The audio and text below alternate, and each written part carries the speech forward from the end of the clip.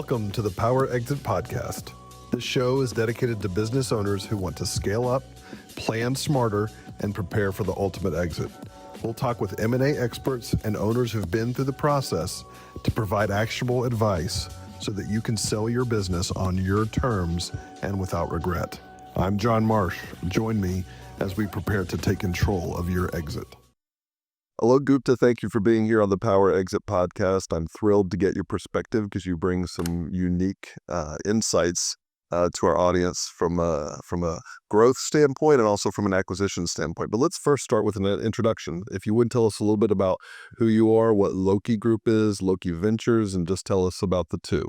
Sure. And first, John, thanks for having me on. I'm very excited to be here to talk about what we do. About myself, 2.5 decades of professional experience. I started off in manufacturing management, doing all the supply chain stuff from manufacturing, distribution, warehousing, logistics, etc. Then I spent over now 20 years in consulting, doing corporate strategy, M&A integration, divestiture carve-outs and separations, bankruptcy emergence, restructuring, transformation work. I worked overseas for 5 years doing cross-border deals and international transactions. I was one of the leaders of the largest telecom launch in India. It was a $20 billion investment with Mukesh Ambani. I was working with him and his EOT on a weekly basis to make sure it was moving forward on a proper path and without a hitch. I came back to the States. I was one of the leaders in the eBay and PayPal separation. I was working with John Donahoe and his ELT to make sure that also happened properly. And there's a lot of other team members on it, but I was in charge of all the front end operations, working with his chief of staff and all the presidents across the division.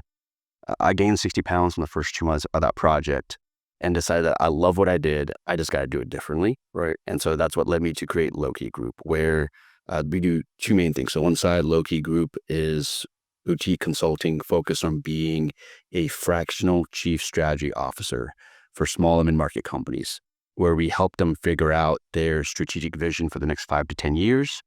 We then break that down into organic and inorganic opportunities. So organic being what can you do as you are today? Right. Inorganic is then all the M&A divestiture transaction activity. And we then take that to the management team to help break it down into detailed projects. And we work with them to execute on those projects. So that way they don't get forgotten and that daily work gets in the way, but we break it down so they're bite-sized pieces that can be accomplished on a week-to-week basis to ensure success. Gotcha. The growth.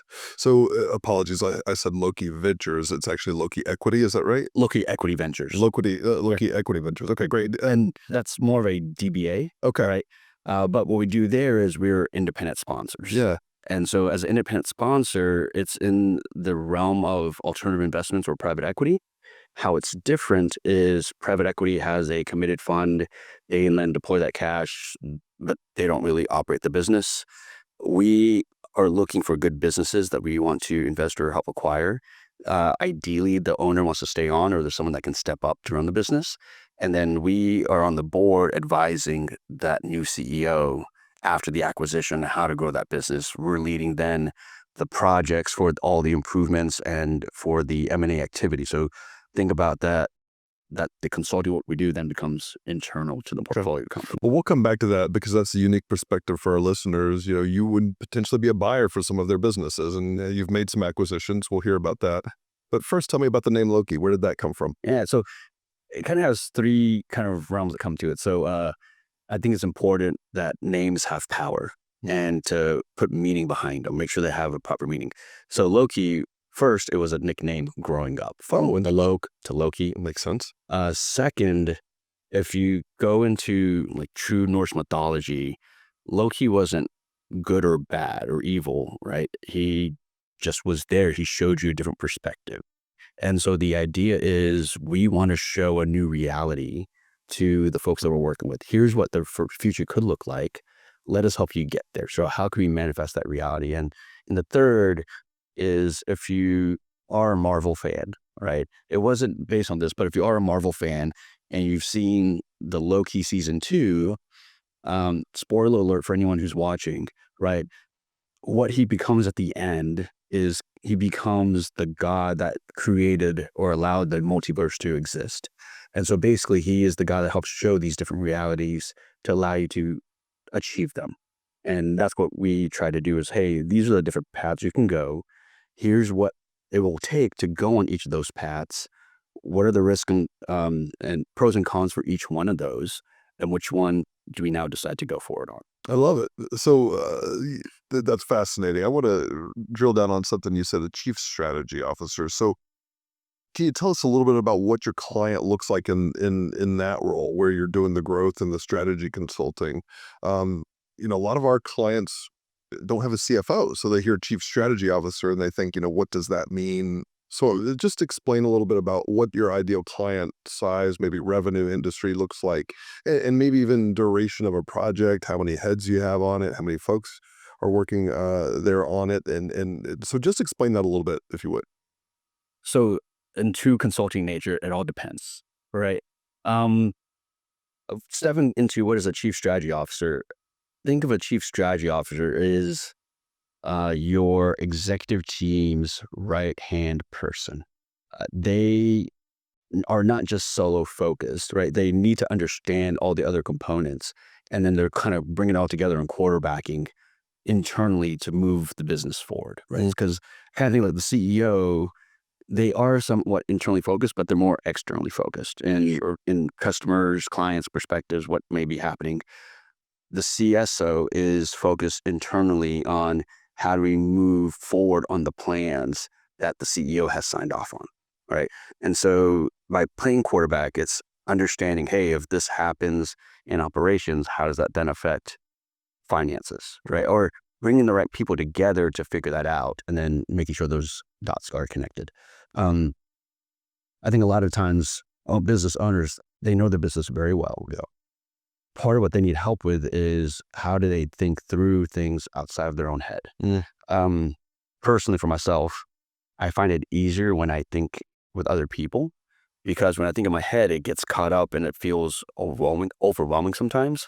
But when there's other people in the room that can press on ideas, encourage them or challenge them, we end up with a much better idea. And then not only is the idea better, it's broken it down into a way that is actually execution. You can execute on it. Right. And so that's what and then there's chief strategy officers to help bring all those ideas out, understand the pros and cons of all those opportunities, and help drive decisions. And then once those decisions are made, bring those to fruition. And figuring out how do we bring it to fruition. Can you give me an example of what kind of decisions we're making? Obviously, you said M&A and divestiture. Is that primarily what you're focused upon, or is there other? Organic as well. So we had one client, large company, privately owned, PE-backed. Okay, so just revenue ballpark. This one was, let's say, upper mid-tier, about 800 million. Okay. Revenue. So these are pretty substantial companies. Well, they can be. So we've worked with companies as small as 10 million in revenue. Okay. And we have companies that are publicly traded with 1.5, 2 billion in revenue. Okay. Or we've been subcontracted by larger consulting firms to lead projects under their moniker as well. Got it. With multi-billion dollars in revenue. So it all depends. Right. There's that. It depends again, and I pay it a lot too. It depends. Depends. There's no silver bullet answer, and so. Well, I think that's. I don't mean to interrupt you, but that's an important distinction here, because there's no playbook for some of these things. Exactly. Obviously deals happen, and you have to be nimble because things come up that maybe we haven't seen before. Yeah.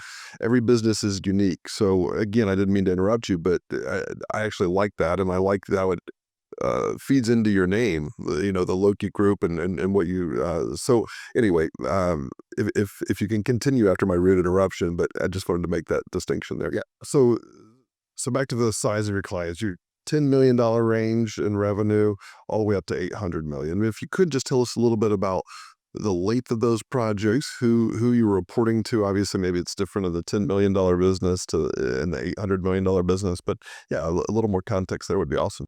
So it depends on what they need and what a project looks like. If you can imagine with a $800 million company, if they're PE backed, we're usually working with the executive team, the C-suite.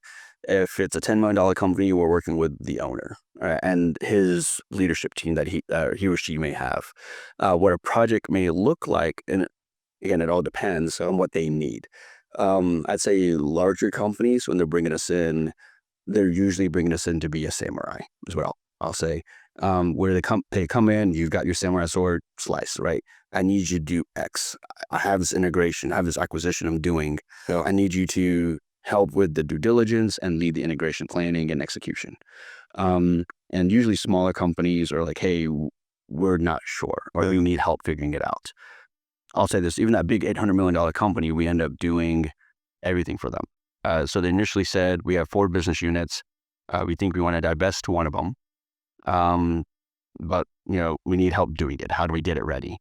And while in the first week or so, when we were working with them, they had just been PE acquired. We learned that they had changed out some of their C-suite members and said, hey, well, you have new C-suite members. Wouldn't it be great if they had their thumbprint on the strategic vision of the company? They said, that's a great idea. So we did a 2-week assessment of the business. And then we did a half-day workshop. And the half-day workshop was 2 main goals. One, kind of an onboarding for the new C-suite. Here's the business that you're now a part of. Here's all the details that we can give you a quick kind of debrief about it. That way you don't have to go figure it out. Now let's talk about the strategy of the business. Now that you understand this. In that time frame, we helped them figure out, hey, of the 4 business units, 2 are doing great, 2 are underperforming. And they agreed to with those 2 underperforming, we're like, you have 3 options. 1, these are good businesses. We need to reinvest in them to make them better. 2, these are good businesses, but someone else can run them better than we can. They're not a core focus. Right. Or 3, these are not good businesses. We just need to shut them down and sell them for parts. And I was like, of those 3 options, I hate option 3 because I think these are actually good businesses. We just have to figure out if we want to lean into it or if we want to get them to someone who can run them better. And they said, we appreciate it. We talked about it. And so let's do option 2, right? Let's get them ready. And sometimes people are like, okay, let's take it to market. And they're like, wait, you can't just take it to market. These business units are intertangled with the other parts of your business. You need to detangle them. And so they said, okay, good point. We then did an entanglement analysis of those businesses to the rest, which were quite entangled. We then made separation plans to detangle everything that we could up until it was going to be sold.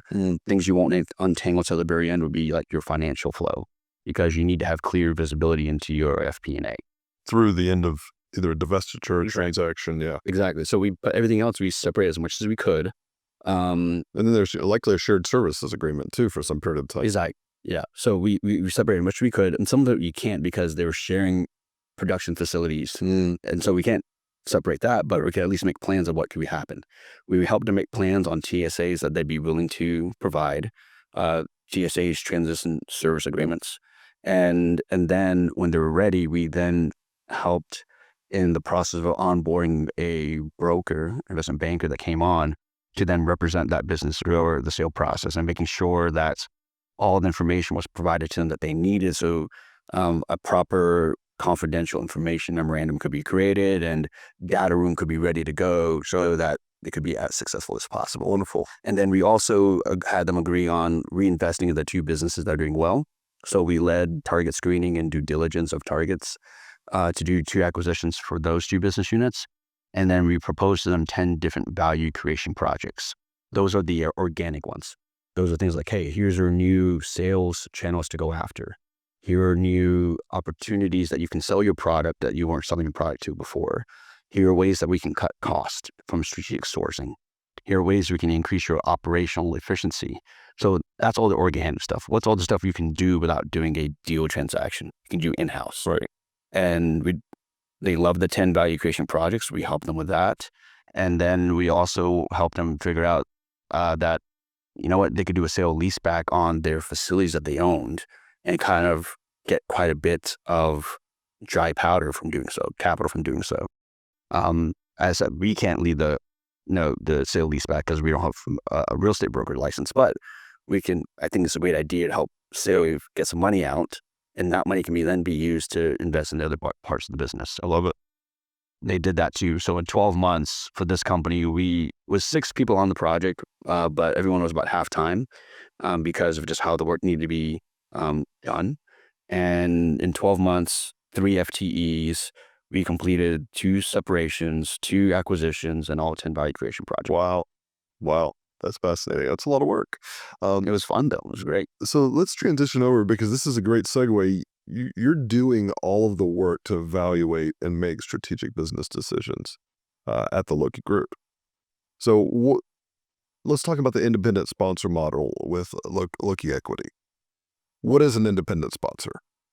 So an independent sponsor, again, similar to private equity, we are looking for good businesses that we understand and that we believe that there's growth in it. Yeah. And again, for growth, we're looking for both organic, but probably mostly acquisition growth. That, hey, this industry is ripe for acquisitions and roll up, and there's a value to be achieved from doing so. Yeah. And when we find a good company with a good team in place, platform, people refer to them as platforms, we then want to, strike that deal. Like if the seller wants to exit or the owner wants to exit, the key thing would be who's the next in line, or who's going to run the business when you're exiting. If we need to step in and run it for a while, that's an option. Ideally, there's someone already in the business that gets already operating at that level. And then at that point, we'll raise the capital to do the deal, right? And so with that, the capital come from multiple sources. One could be we could syndicate a capital raise across our network, that may be, or 2, we may find a financial sponsor. So that might be a large family office or another private equity firm that wants to back us on those deals. So, and then on doing so, we then would lead the acquisition with them backing us. If the owner's staying on, right, or that has some role of equity, that's great. They would have a board seat. Ideally, they're staying on and they're then running the business. And what it does is it allows them to, take some chips off the table, and not have the full stress of the financial burden of growing that business. It's actually quite remarkable when you see and talk to some of these owners who've gone through the process, and then when they're running the business after the acquisition, they're just much happier. Yeah. There's some money in the bank. There's a support system as far as the operational issues, payroll, HR, insurance, that type of stuff. But I want to drill down on something that's important for our audience. So really there are 3 types of buyers, right? And there could be more, but we've got private equity. Sometimes strategics come in there as well. They have a platform. There's independent sponsors and individuals, right? We're at Marsh Creek really targeting these 2, the independent sponsor model and the private equity groups. Private equity groups usually have committed capital, so they're raising and deploying funds themselves. But independent sponsors, we lump into 2 broad categories, funded and unfunded. There are a lot of independent sponsors out there who are getting their start, who are looking for their first deal. And there's nothing wrong with them, but oftentimes they're leveraging everything. They don't even have the equity to contribute to a deal. And those are more challenging to get through the gatekeeper here, all right? But when I talk to someone who's an independent sponsor who's done deals like you have and has the equity, that's important. So maybe talk to us about how, when you're presenting to a seller, you as the buyer, how do you distinguish yourself and show them that you're financially capable? You obviously have the experience, but how do you get through that hurdle of somebody saying, hey, you don't have the money as an independent sponsor?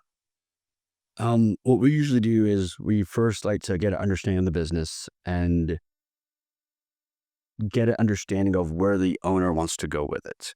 Once we have that understanding of what they want to do, we then reach out to our network. And so for us at Loki Equity, we focus mostly on the PE firms or the family offices that want to back us, because personally, I'd rather have one large financial sponsor saying, hey, yes, I am backing on this deal, versus trying to raise capital from multiple people. Sure. What we'll do is, once you have an understanding of the business, where the owner wants to go with it, and what is the future looks like as far as growth opportunity and additional acquisition opportunities, in that space will then go to our network of PE firms and family offices. So like, here's the deal. We'll put it together. We'll use the sim to put our package together because we need to add our own insight into it as to the future of the acquisition opportunity and grow the potential. And then we'll get one of our financial sponsors to write us a letter of commitment, or saying, hey, we're ready to back you on this deal. And we ask for that pretty early on. Obviously, it's hard because the financial backer hasn't seen anything other than the sim. So talk to me a little bit about what you're doing on the side, on the back end with the financial sponsor that we as the seller may not see. So you're developing a forecast, you're developing a business plan.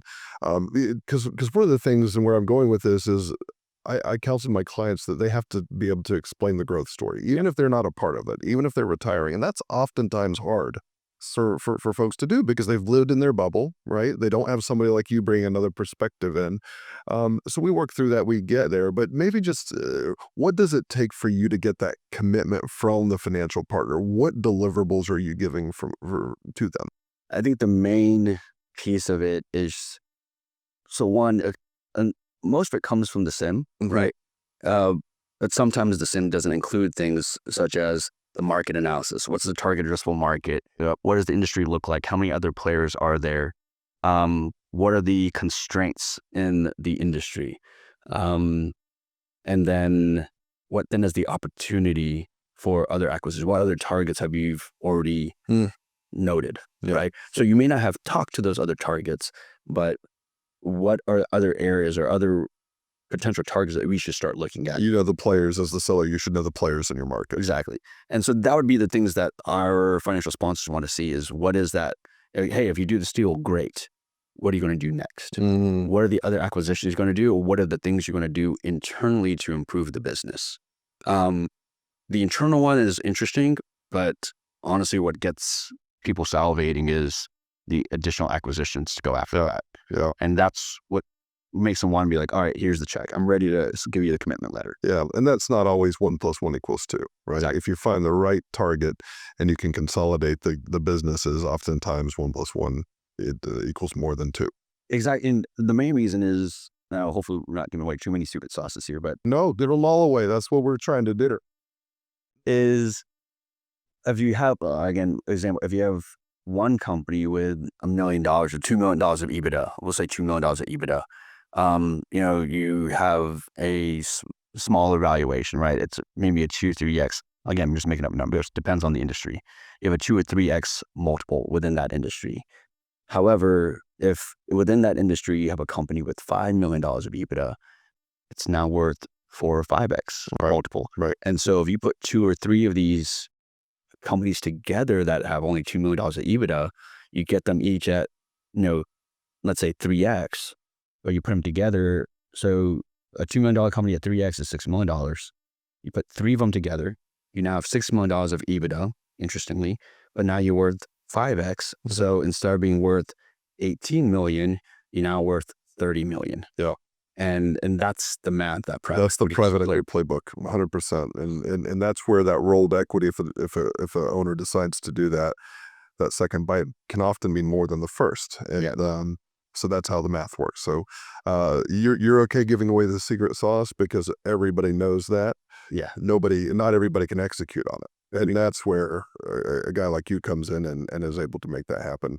So before we get into the company that you own as an independent sponsor, let's talk a little bit about the deals that you look at, right? So you're obviously out there signing NDAs, reviewing SIMs, having interviews with owners and understanding the business. I'd imagine it's not like a baseball average where you're hitting 300. You're hitting a lot less than that. You're looking at a lot more deals than you're actually going to pursue. Yep. What are those things that you see that causes you to move away from a deal? Say, hey, I'm not interested in this one. And I don't mean to put you on the spot. I didn't share those questions with you in advance. No. So we've created at Loki Equity, we've created a 4-filter process in looking at deals. Our goal is to kick out a deal as quickly as possible from it. And the reason is time is the one resource you can never get more of. And the key is that we want to find and work on deals that are right for us. If they're not right for us, I don't want to waste your time or the seller's time or anyone else's time. And us doing conversations, asking for more data, it's something we've learned over the years and something we've gotten a lot better at, right? I'll say when I first started 8 years ago, I was like, let's look at everything, right? And I spent a lot of time working on deals that I probably shouldn't have, Um, and I'd say, but, with that, it's a learning opportunity. And each year we bring on interns and MBA students to work with us to teach them. We encourage them to look at all the types of deals because we want them to get stronger in the muscle. And also they have to figure out what do they want to focus on, right? But what we look for is in our first level, the first filter is the business that we're looking at within our buy box, right? So what industries are we focused on? And is it in there? Do they have a strong enough, strong is the wrong word, but is their financials in the right size for us, right? So And what is that size range? for us, for a platform, we ideally want a minimum of $2 million of EBITDA. Okay. Revenue is, Depends. depends. But $2 million of EBITDA is the real kind of thing that we're looking for. And I mean EBITDA, not STE or other stuff, because I've seen that. Like they try to add in, I'm putting all my salary back in. It's like, yeah, but I need to pay someone to run the business. So your whole salary is not adequate, right, to be added back in.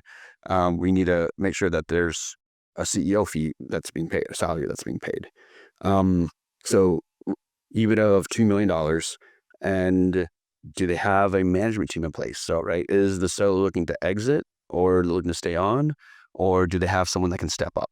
And then just what is the growth potential in that industry? Like, is that industry growing or is it highly fragmented that it could benefit from a buy and build strategy? And so those are the first things. Like, and again, when we do a level one, I personally do a level one now in about 15, 30 minutes. When I have new team members coming on, it probably takes them a few hours, but that's what we do in level one. Level two, that's when we get the SIM. We've signed the NDA, we get deeper into it. And now we're doing a deeper analysis of like, okay, now we got some market data. Let's go get our own market data. What does the TAM look like? TAM, a total addressable market. Again, who are the other players in this industry that would be interesting to look at? What else has gone on? Who else is playing in this market on a buy and build strategy, if anyone at all? And from there, then we then decide, or do some valuation analysis as well on our own. And when we approach valuations, it's not just a one method. We usually approach it from 3 different methods, and we create. My colleague Zach, he calls it a football field analysis. Oh yeah, we do a football field analysis. Yeah. So let's look at it from 3 different methods and 4 different methods, and let's see where the valuations align. Right. I usually refer to it as Venn diagrams because you have your different circles. Where's the overlap?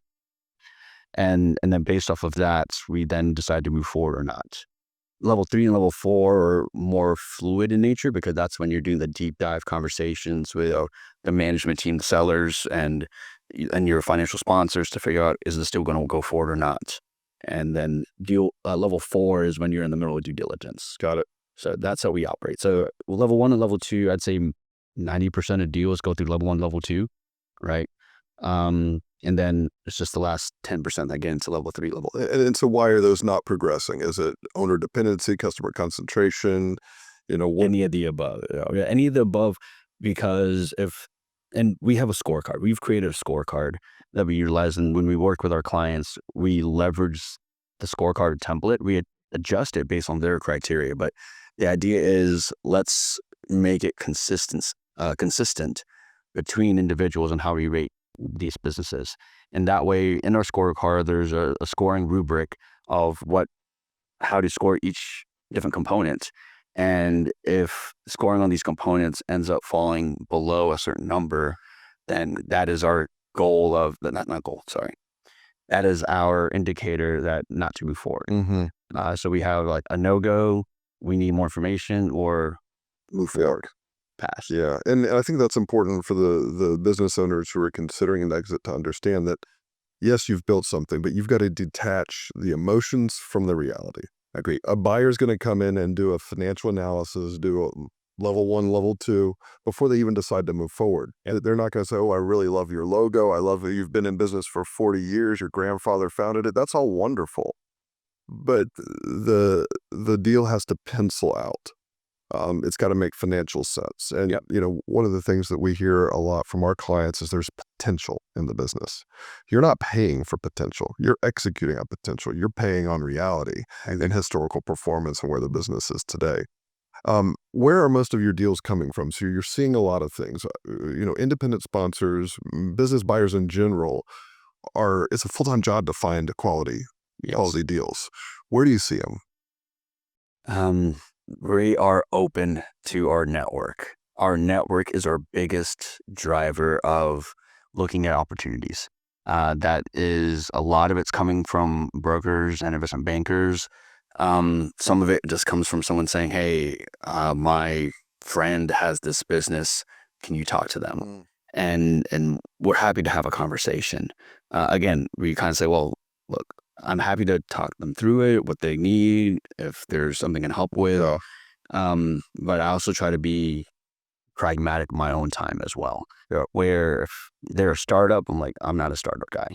If they're starting up, I'm happy to do a half-hour conversation, give them some advice, but that's not my space. Right? I'm not here to do venture capital. And I think that's where the difference is that, I'm okay with small businesses. That's why we call ourselves Loki Equity Ventures, is because in my mind, a small business, you may be around for 10 plus years. It's still a little bit venture-ish because you haven't really scaled and been able to take on the growth that you possibly could have. And so that's how we think about it that way. Yeah, that's fascinating. I want to ask you a question. Obviously you've got deals coming from a variety of places. You've got those direct relationships. We call those proprietary deals, where a business owner has been approached by a buyer directly. And then obviously we love when we're involved.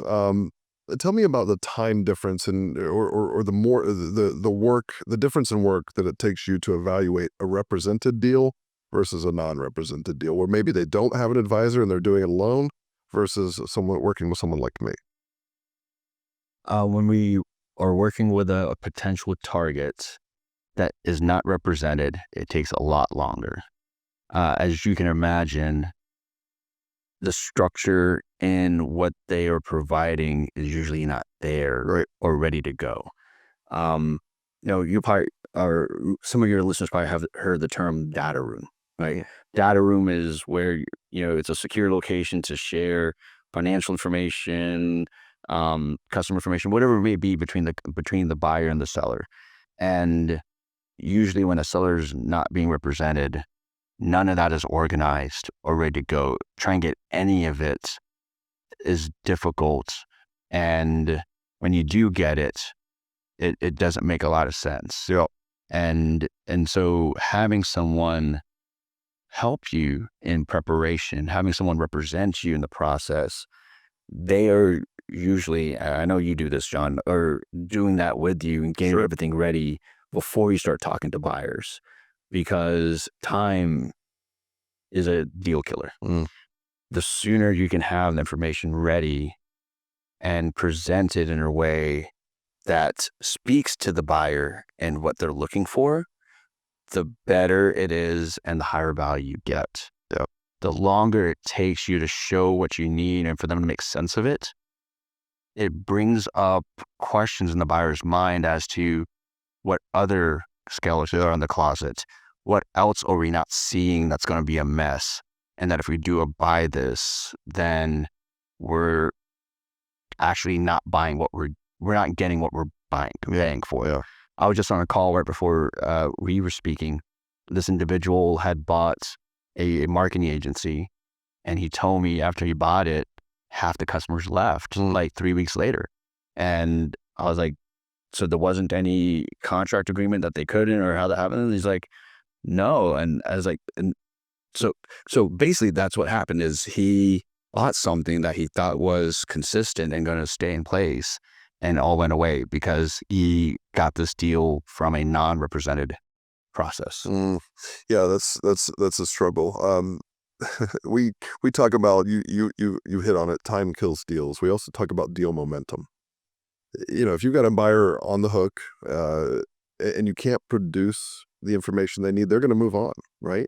Yep. And, if you're not organized, they're going to beat you up over price, right? I mean, you're not looking to overpay for deals, right? You're looking to get a fair price. Fair price. And obviously, when things are not going the seller's way, you have more justification to retrade. I'm not saying that's what you do by design, but in general, buyers are going to use that as momentum to retrade. So, we like to have the competitive energy. Number one, be prepared.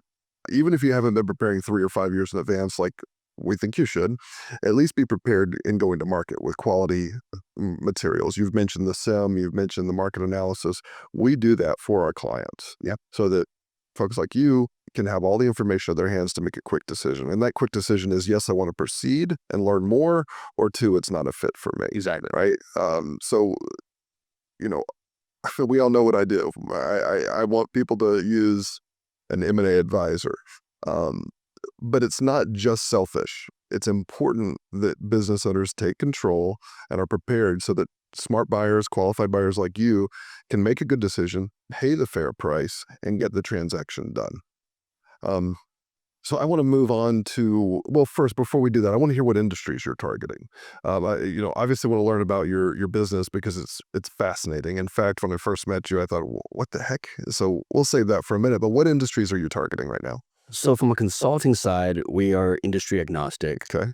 We've worked with all types of companies.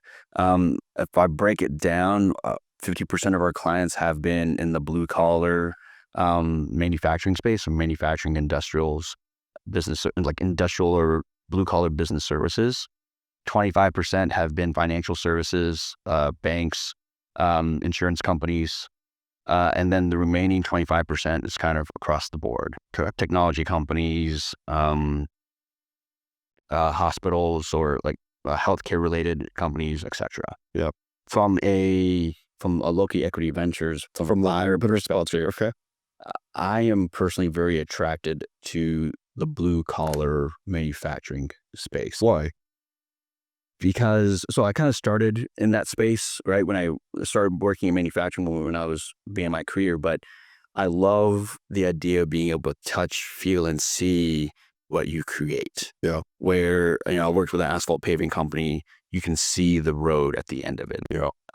With our pulpwood processor company we have right now, you can see the firewood, the product that we make at the end of it. You can touch and feel it. It's because I can see this process. You can figure out ways to make it more efficient. You can find ways of how do you do things differently and where can we leverage it. Like something about it is it's tangible. You can touch it and it just resonates with how I think. Awesome. Well, now let's move to your pulpwood processor, which is a fancy word for you sell firewood, right? How'd you find that deal?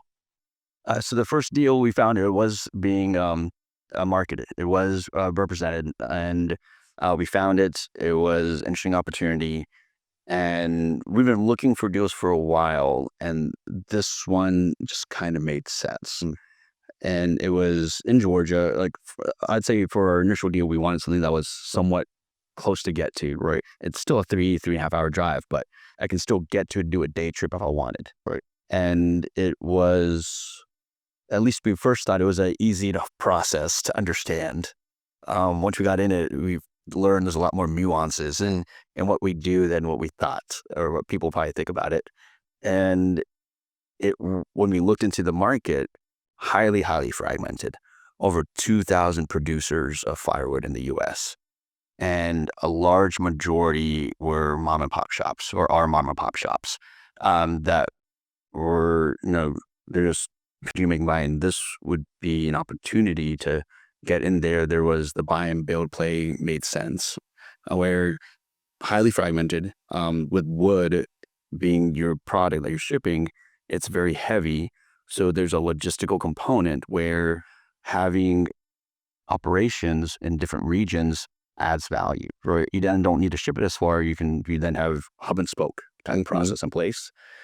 And then there was opportunities then to make synergies from centralizing some of the back office activities, centralizing sales, centralizing financial overview, and and leadership, and then allowing each of the facilities to focus on their operations and their immediate kind of having someone as an office manager to do your payables and receivables, but allowing them to focus on what they do best is they do best in operating that facility and then taking off the overhead burden that they don't like to deal with as much. So what's the name of that company? Pioneer. Pioneer. Yeah. Okay, great. And it's located in South Georgia. How long have you owned it? November 21 is when we bought the first one. Awesome. We bought the second location November 22 in South Central Georgia. The first one was Southwest Georgia. And so we bought 2 locations. We've become the largest producer of firewood in the Southeast. Wow. And we're like the 5th largest in the U.S., making us the tallest of the 7 dwarfs. Okay. Yeah. Because the ones bigger than us are about 20 times our size. Yeah. But I think there's a great opportunity here to continue on this buy and build strategy. That's fascinating. I love it. And so who are you serving? Who are your customers in that business? Our customers are distributors, wholesalers, and the retailers. Okay. So we're packaging and making bundled or bagged firewood that you buy from a retail location. We're putting on pallets and we sell them by the truckload. Wonderful. That's fascinating to me. And so you hinted at you said something about the process not being as simple as you initially thought. And for a firewood novice here, what does that mean? What goes into it that you didn't expect when you were in diligence? So I'd say about 80% of the process is pretty simple, right? You get in long logs, you cut these long logs into small logs, you split them, you dry them, and then you package it. The part that is more art than science, well, it is a lot of science, but it also is a lot of art, is the drying process, where you would think that, hey, I put this wood into the kiln oven and I cook it and I use the same settings and then every day it should come out the same. It's not always how it works. Wow. And so we have tools on our kilns to make sure we're watching it and we're observing what's happening. And if we need to cook longer, we cook longer. If we need to shorten the cook because it's dry enough, then we can shorten the cook. And that's part of the piece that I guess when we first got into it, we underestimated the complexity around it. Yeah, well, and that's speaks to quality, right? I mean, obviously, you don't want to be selling wet firewood to someone who's using it to produce food or for their other uses. I guess what are the other uses for the firewood when you're talking about that scale? Not on my backyard where I'm having a cigar and a scotch. Yeah, so I mean, most of our firewood is used for entertainment purposes because when we sell it, if you think about selling it to the retailers, you're paying $8 to $10 a bag, right? People are using it because they want to have a little fire pit in their backyard or on their fireplace, or they're going camping for the weekend or that night and they just need something to cook food on. Yeah. But it's more for entertainment purposes. We're not selling firewood to heat the home. Gotcha. Right. That's what they do up in the Northeast, and that's what they do when you're buying it by the cord because it's unpackaged because you buy a lot of it. Right. Yeah. So our focus is on entertainment, and then some people use it for cooking. We say cooking, camping, and relaxing. Okay. I like it. Awesome. Well, I really appreciate you being here on the Power Exit podcast. What I want to leave the listeners with is, what's some advice you would give them if they're considering going to market? What can they do to make a business more attractive to a buyer like you? Yeah. A few things. So one, get your financials in order. Amen. Financials being messy just, again, leaves a lot of questions to your buyer.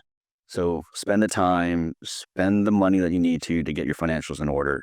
And again, your buyers are going to be looking at a 3-year history, at least, if not 5 years. Make sure that those years are clean. And we'll start there. 2. Well, and if I could, Yeah. make sure those financials tell a story and that you can tell that story.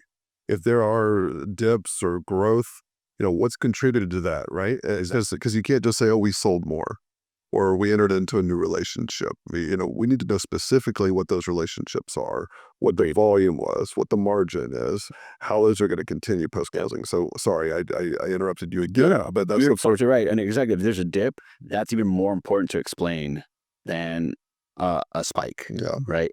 A spike's important to explain too, because if it's a spike, then the buyer's like, well, that's just one off.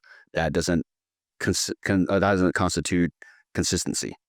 If you have a dip, you need to explain that because psychologically, a negative hit hurts more than a positive. Yeah.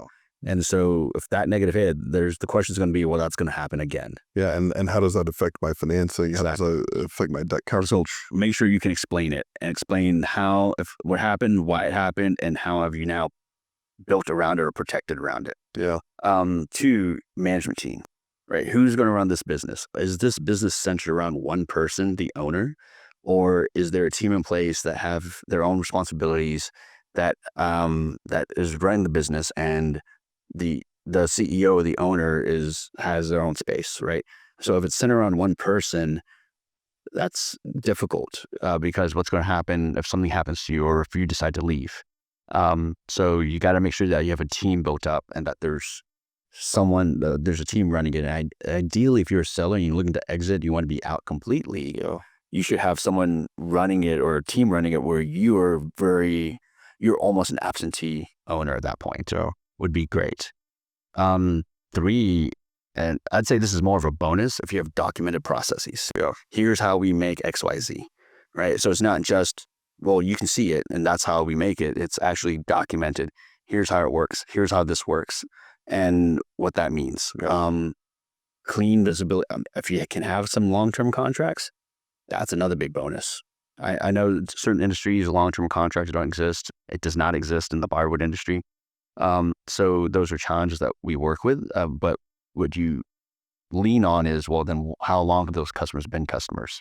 How well do you know the buyers on those sides that can keep and will stay in place? And how willing are you to tie into that relationship being in there? Yeah. All these components are really important in getting a business ready to sell. I'll say last but not least is it's better to think 3 years in advance and not last minute.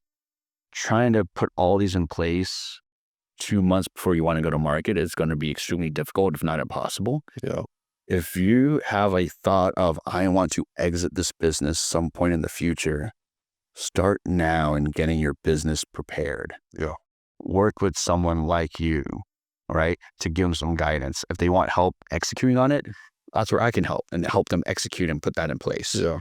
And make sure that your business can get the full value out of it that you've put into creating. Yeah. And that's exactly right. We often talk about time's on your side until it's not. And it's impossible to get that time back, right? Yeah. It might be an external factor that's driving your sale. And if you haven't done these things that you've just outlined, it's really hard. It's impossible to recreate those. And it's going to impact your transaction and the value that you receive.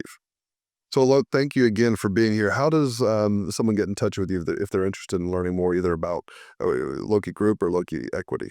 Yeah.